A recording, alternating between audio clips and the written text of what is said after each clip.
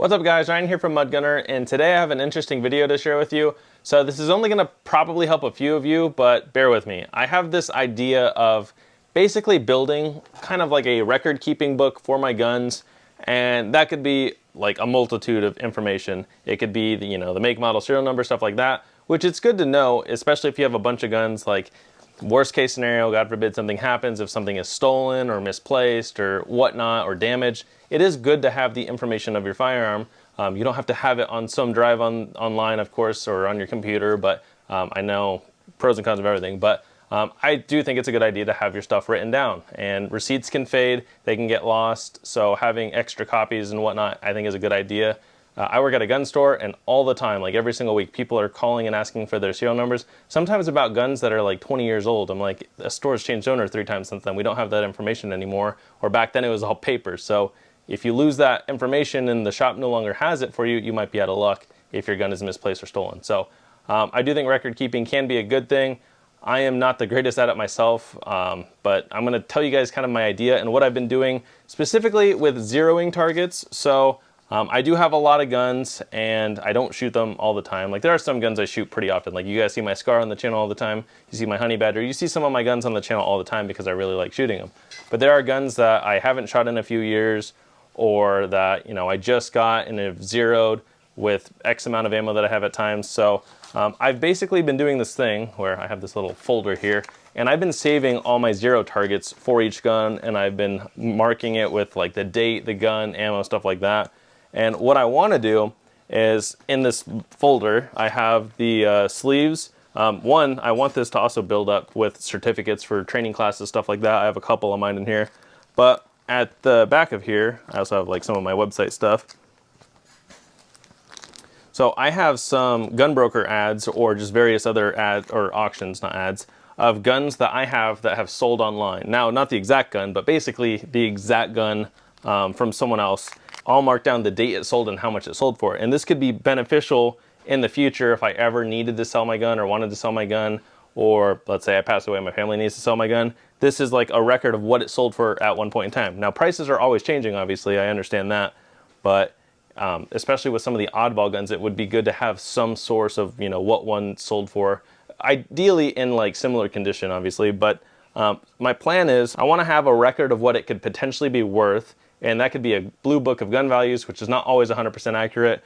Gunbroker tends to be a good idea of what stuff is selling for. Our store sells on Gunbroker all the time, so like every single day we list stuff on Gunbroker.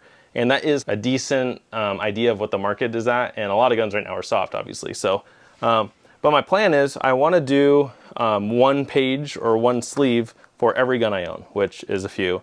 And I want to have a page with all the information of it. So basically what the gun is, what I have on the gun, and obviously that changes too. So, staying on top of this every year, maybe going through, checking to make sure everything is accurate. I want to go through, mark down what I have on the gun, what I've bought for it and stuff like that. And then I want to have maybe something that, talks about its value. And that could be like stuff that I've put on it, like what they're roughly worth at the time, and maybe date it. But I also want to have a zero target on the back side of each page. So the front side will be the information. When you flip it, the back side I want to be the target of that gun from when I shot it and zeroed it. And I date these and stuff, so I'm going to show you guys a close-up of the targets here. But this is just an idea I have. I haven't like fully gone all out in it. I've done some. So like this is an IMI Galil in 5.56 that sold, and this thing sold for like over $5,000. But I have an IMI Galil, so it's cool to know that one sold for $5,000. I don't want to sell mine, but it's just cool that one sold for that. So yeah, I just wanted to talk to you guys about this today. I know this may only help a few of you, but this is just an idea I have where you basically take a binder, you get some of the clear sleeves for it, you zero your gun, ideally you shoot your guns, and then you build the information of that gun. So if I flip through here, I'm gonna have all the records for it, and when I update optics, when I update anything on the gun, if I need to zero it, I will update this, or I'll have multiples, because I basically do a lot of different shooting conditions. I could be with different ammo, different optics, different unsuppressed, stuff like that. So I try to document that as best as I can. But yeah, so hopefully it helps a little bit. And with these targets here, these are the guns that I shot yesterday, Sunday. My audio got all weird in the middle of this video while I was editing, so I'm re-recording this part. But where I left off when the audio was fine is I was going to tell you about the guns that I shot yesterday and zeroed. And I'm going to show you guys how I zeroed them real fast.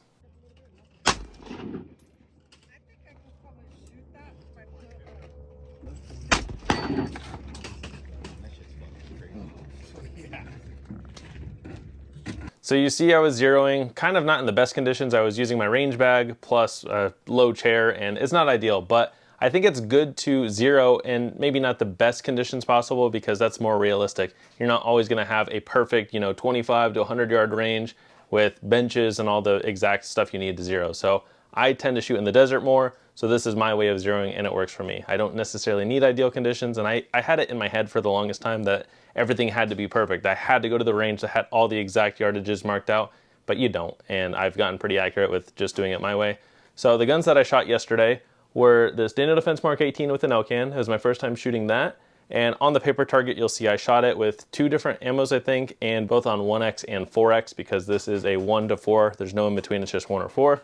I also shot my BCM build here. This is an HRT FBI rifle like clone that I built up on a BCM. So I zeroed the Aimpoint T1 on it. I also zeroed the iron sights. I shot it with 55 grain and 62 grain, and then I shot it suppressed and unsuppressed. So that's a lot of data that you can put on one target, but yeah, I did that one. And then I shot the Galil here. These two I've shot before, but the Galil, I took a hollow sun off it and put the EOTech on. And then this Daniel Defense, I took a Vortex Razor 1-6 off it and put this EOTech on. So, and I put these iron sights on here. And you'll see on my paper target, I did not do as well with this one running the EOTech with the fixed iron sights, but I'll show you guys what I'm talking about in a second. So I'm gonna show you guys the paper targets right now. And yeah, hopefully this helps. All right guys, so when it comes to zeroing my guns, there's a couple things that I've learned over time. If you just go and stick this paper out and try to shoot it, yeah, you'll probably hit, but I try to keep the actual final target very low round count so it's easy to see and understand when I get home. So a couple things that I'll do is I'll set up a steel target out there and I'll set up a bigger paper target. So with the steel target, that basically tells me if I'm even gonna be on paper, because if I shoot at it and miss, there's probably gonna be a puff of smoke and then I can adjust from there. So once I'm hitting the steel, then I will go to this style of paper target or something like this, just something bigger than that, that has a bunch of bullseyes on there so I can start off with a bunch of guns. And I'll aim for one of these bullseyes, and ideally if I hit somewhere around the bullseye or just below it, then I'll start going onto these paper targets so that I'm not putting too many rounds on here. Because again, the more you put on there, the harder it gets to use. I do have this target here that I was using with a bunch of different guns, and by the time I had this many rounds on here, I don't know which gun is which. So that's my reasoning for doing this. But if you get something like this is just from Timber Creek.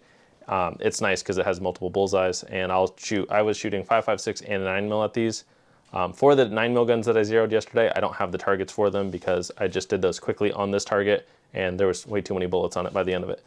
But the Galil I was telling you guys about, I used to have a Hollow Sun 403C on here, and I took it off and put the EOTech 512. So this is what's nice about keeping these records is now I can get rid of this because I took the Hollow Sun off, so this target does me no good.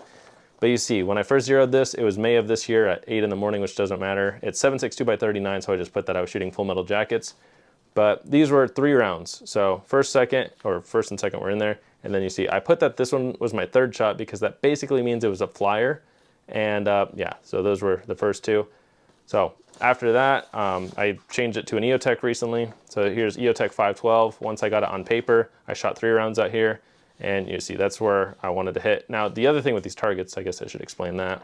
This is from Arma Dynamics. I don't know if you can still find these online. I printed them out for free, so if you can find it, it's a really nice target. They do AKs and ARs at different yardages. So this one is set up to where if you shoot it at 25 yards, it's gonna zero your gun for 50 to 100 yards using 7.62x39 with a red dot for an AK-47. I shot this with my Galil, which is similar, with an EOTech, which is basically a red dot.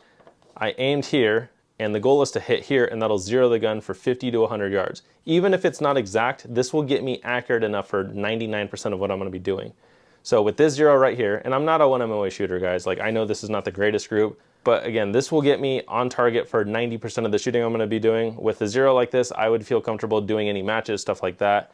If you put more time behind the gun itself and zeroing, like I could become a 1MOA shooter, but I'm just not there yet, but I'll work on it. But yeah, this target, this means my gun is zeroed enough for me, and then I'll just save this so I have it. Again, I'll ditch this one now because I no longer need it since I swapped optics, but that's just a nice thing that I can do is now I have the zero target and I'll put it in that binder. Next up, I'll show you the BCM. So this is that FBI build that I did. So I shot this one under the most conditions because I zeroed the aim point red dot and the iron sights. I don't have the target for the iron sights on here. This is just for the aim point red dot. So once I got it on paper, I used Norma 55 grain 223 ammo. This is my first group. It's just a 2-round group. Sometimes I'll just do 2-round groups. Ideally, the more the better, but I quickly got it zeroed. So first 2 rounds, second 2 rounds, third rounds, and every group I do adjustments in between.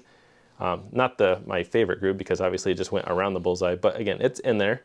After I shot this 55 grain ammo, I went to M855, which is 62 grain, and I put this here so that I had a fairly similar aiming point. So it should hit around here, which you see a hit below. So that's M855 unsuppressed. I threw my suppressor on there, and you see it bumped the group up a little bit.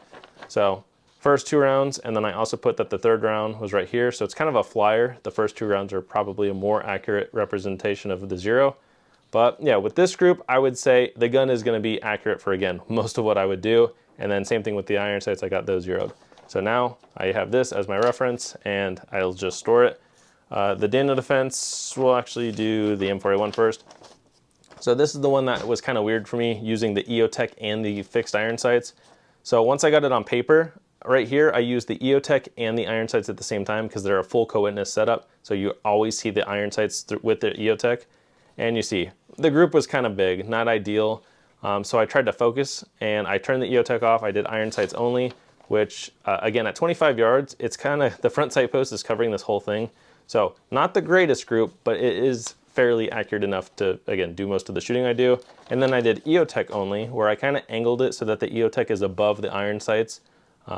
There's probably pros and cons to that because obviously you're not fully co-witnessing anymore at that point.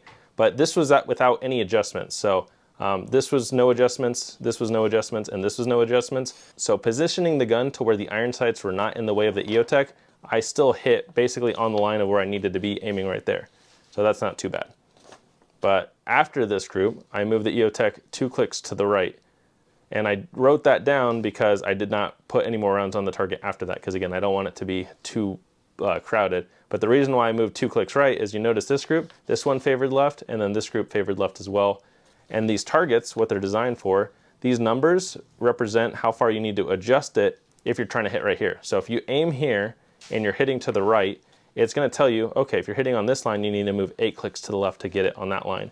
If you're hitting down here, you need to go 4 clicks up to get it on that line, or 8 clicks down to get it to that line. So these targets are very nice, and the more that you use them, the easier it is to zero your gun and the faster it'll get. And then the last one I want to show you guys is that Daniel Defense Mark 18 with the LCAN. So again, I write down everything on here just so I know. And I wrote Mark 18 LCAN because I have a couple Mark 18, so I need to know which one I'm using. This is an unsuppressed group on the 4-power with the LCAN with M855 ammo. So you see, pretty decent group. 4-power optics going to be easier to stay on a tighter zero. Again, if I had a better shooting position and more time on it, I could probably tighten that group up a little bit more, but that's not bad. You see it favored kind of high right, so right into and up. I could probably move it down to the left a little bit, and you'll notice it right here too. This is 4-power with 55 grain, and it's also favoring kind of right. This one was a flyer, but the 3 rounds right there is not too bad. And then you'll see it's also to the right, so if I wanted to, I can move it to the left. And then right here, this was M855 on 1-power, and the LCAN has a lot of stuff in the reticle, so it is a busy reticle, but it's still fairly on target because the bullseye that I would be trying to hit is roughly right here if we're, matching it up. Because again, I'm aiming there, hitting there, 25-yard target for 100-yard zero. But what this tells me, and what I could do, is all these groups are favoring to the right. Looking at this at home, I could be like, okay, I think I can move my LCAN 1 click to the left, and it's not going to hurt my zero. If anything, it's going to make it a little bit more accurate. Now, these adjustments are not going to be as precise for the LCAN because this is meant for a red dot. But again, it's going to get the job pretty well done for me. And what I would do is, looking at this target, I am going to move my LCAN 1 click to the left, but I'll write it on this paper. Moved LCAN 1 click left at home. That way I know, next time I go out, I can get a cleaner group on this paper and then replace this one with the cleaner group, but this at least gives me an idea of where I'm at.